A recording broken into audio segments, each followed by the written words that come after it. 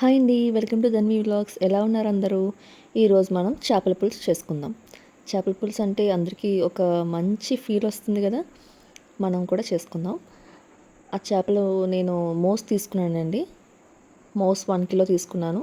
ఇప్పుడు కొంచెం మనం దాన్ని మ్యారినేట్ చేసి పెట్టుకోవాలి. చేపల పులుసుకి కావాల్సినవి చూద్దాం. బెండకాయలు, పచ్చిమిర్చి, ఉల్లిపాయలు, టమాటా, కొత్తిమీర, జీలకర్ర, ధనియాలు, కొబ్బరి ముక్క, అల్లం, వెల్లుల్లిపాయలు, సాల్ట్, కొంచెం కారం. నేను అల్లం చిన్న ముక్క తీసుకున్నాను. వెల్లుల్లిపాయలు ఎక్కువ పడతాయి మనకి పులుసుకి. చేపల కూరకి వెల్లుల్లిపాయల టేస్ట్ చాలా బాగుంటుంది.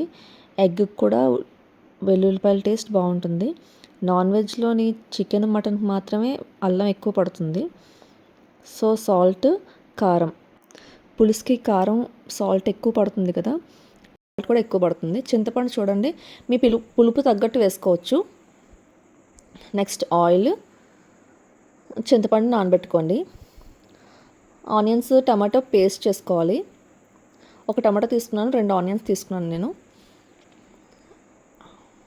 ముందు ఈ ముద్ద మనం పేస్ట్ చేసేసుకుందాం. ధనియాలు, జీలకర్ర, కొంచెం కొబ్బరి ముక్కలు, కొంచెం నేను గరం మసాలా వేసాను.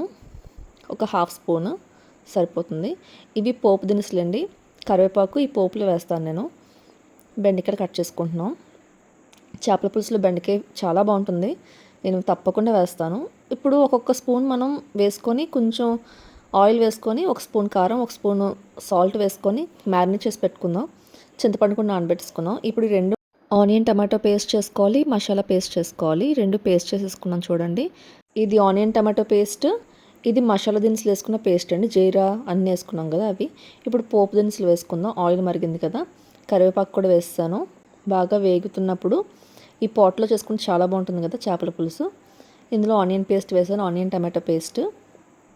దీంట్లో మనం పసుపు వేసుకోవాలి. కొంచెం పసుపు వేసుకున్నాం కదా, కొంచెం వేయించుకుందాం.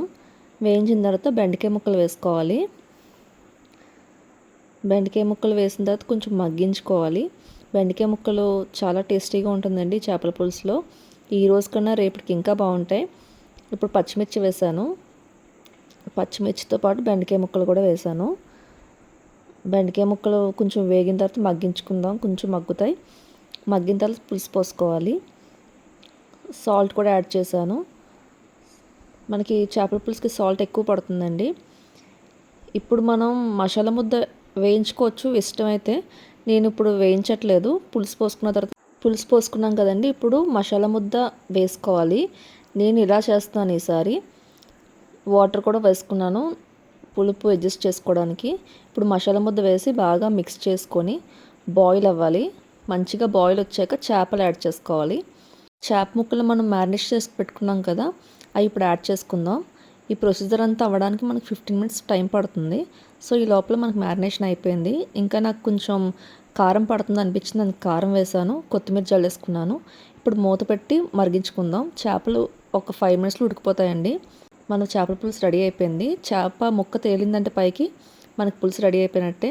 ఇలాంటి టేస్టీ అండ్ సింపుల్ రెసిపీస్ కోసం నా ఛానల్ సబ్స్క్రైబ్ చేయండి. Please like, share and subscribe to my channel. Thank you.